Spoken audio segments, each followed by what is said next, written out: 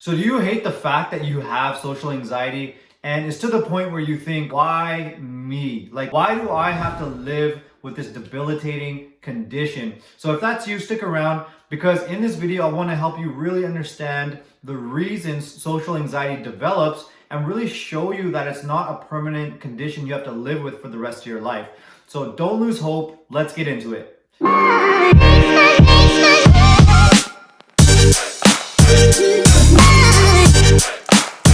All right, so there's a ton of information out there. There's a ton of theories that it could be toxic shame's at the root, low self-esteem is at the root, traumatic experiences at the root, and there's a really big one that I want to clear up, and that is genetic. Okay, I want to clear up this big misconception right off the bat. Social anxiety is not a genetic condition, it is developed. Okay, now at best, you may have a predisposition to be a little bit anxious in general. Okay, so you may have a temperament towards being a bit nervous and a little bit anxious, but that doesn't mean you're gonna have full-blown social anxiety.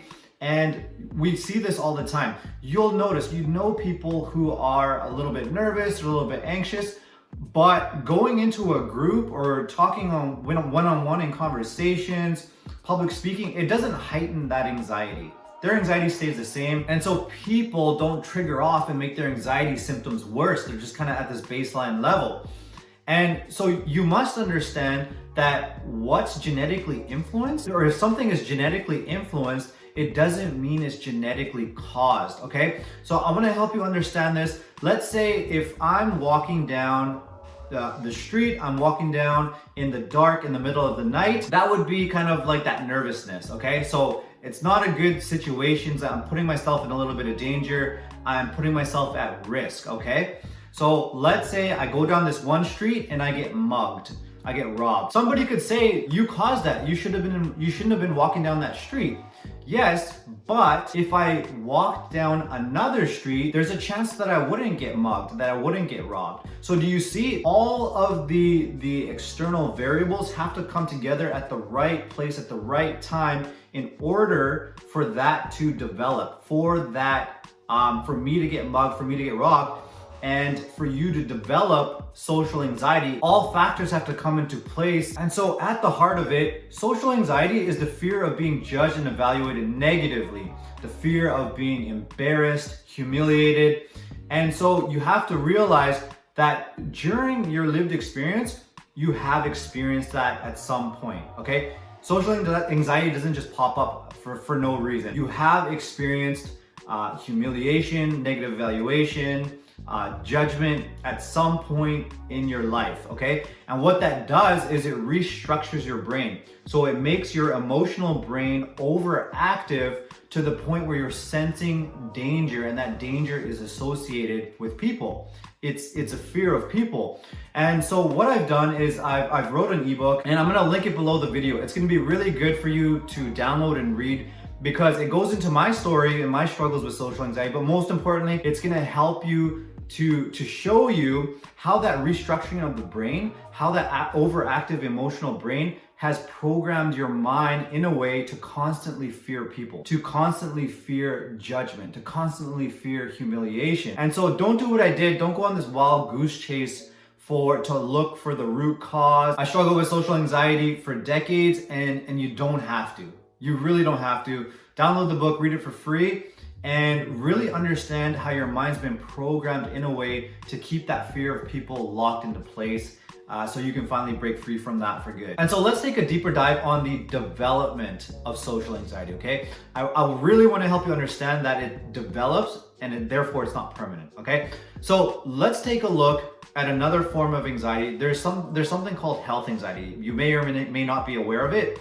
But health anxiety, okay? When somebody develops health anxiety, they could be anxiety-free, fine their whole life, and then what happens? Maybe they're in their 20s or something like that, and then all of a sudden they get a panic attack, okay? And that panic attack is so scary. It is so uncomfortable. It is so traumatic that they develop this constant worry and this fear, this phobia, if you will, around this panic attack happening again. And then that turns into a full-blown kind of health anxiety. Because they had the initial event of the panic attack, then they had the constant fear and worry and rumination over it that it's gonna happen again, that it leads to ongoing panic attacks and it turns into this vicious cycle, okay? And so the same goes with the social anxiety, okay? There was some sort of event. There could be a number of reasons. I've worked with clients who have, it could be bullying, it could be abuse, it could be critical parenting, or even just neglectful parenting. They may not have been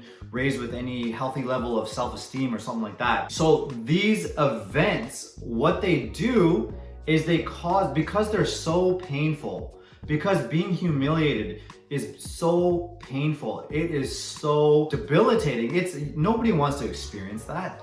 It's not natural. It's so terrifying. It's so hurtful that you will develop, again, this fear, this worry, this kind of phobia that's gonna happen again. And what does it do? When you're constantly fearing and worrying about being embarrassed or humiliated again, what does it do? It locks that in. So when you go into the groups and you're already come from this frame of mind, this constant worry, you're already gonna be singled out. People are already gonna notice that you're nervous, and that's when it gets into that people single you out, they see you're anxious, and you develop this fear around having your anxiety exposed, your social anxiety exposed. So can you see how it truly develops? You wouldn't have this social anxiety if something didn't happen in your past. Okay, so the key here is to get more specific. Yeah, there's probably toxic shame and low self-esteem and these different things that you've taken on as a result of those things, but the key is to get very, very specific about what those events are, because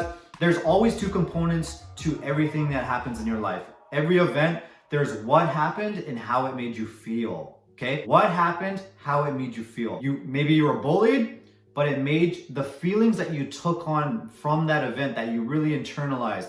Maybe I'm no good, people don't like me, I'm not likable, I'm unlovable. Those are the feelings that set in as a result, okay? And you can never change the events of your past. You can't change it, it's done, but you can change the feelings that have set in to your body, into your kind of way of being in the world, the feelings that you become familiar with and you take it on as just your personality. You can change those negative feelings. And so us humans, we're very, very resilient. We can go through these traumatic events and then go through life and just do what we need to do. We need to go to school, we gotta go to work, we gotta pay the bills. Whatever we gotta do, we're gonna do it, we're gonna survive. So intellectually, we can say those things don't bother us, but the truth is, if those things didn't affect you, you would no longer have a fear of people, okay? If you have a fear of people, those things are still affecting you. Those negative feelings are still ruminating within you. And so that's the key, is to really acknowledge that within you. Once you start acknowledging the uncomfortable feelings, once you acknowledge that something's in here that needs to get processed out, that's kind of from the past, that's when these feelings can get processed out and released permanently, okay? Feelings aren't permanent. Once you acknowledge them, they can work itself out and they can process it out, so you're no longer stuck in that old story. Stuck in that old story that people are scary, people are mean, and then build a new narrative, a more powerful and confident narrative for yourself as you move towards your goals and reaching your full potential in life. So if you need more help with that, join our Facebook group. I'm gonna link our Facebook group below the video. I do Facebook Lives every week. I do live trainings, I do live Q&As. And so join the group and get the support you need to move on from this permanently. The whole group is dedicated to social anxiety, so you can connect with the people in there, share your stories, and just share your experiences and release the shame. There's so much shame associated with even having social anxiety. So that's a huge first step. Join the group, release that shame, connect with people, and feel supported, okay? So thanks for watching. I will see you in the next video. All right, peace out.